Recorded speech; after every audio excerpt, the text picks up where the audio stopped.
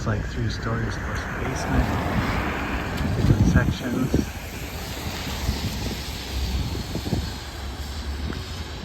I believe once it's constructed, it will make it the largest long-term care facility in Timmins by about 5 more beds than the place that is the current largest.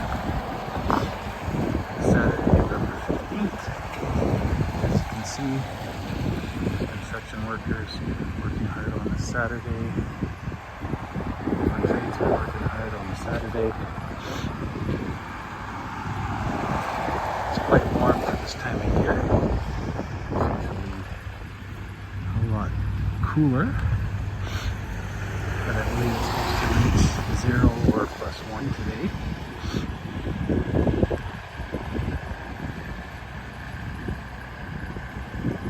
Looks like it'll be quite the building once it's completed. Not sure what the interior currently looks like, but I would imagine probably at least another year before it's completed. I'm working on it, I believe probably a couple of years at this point since Graham was first broken.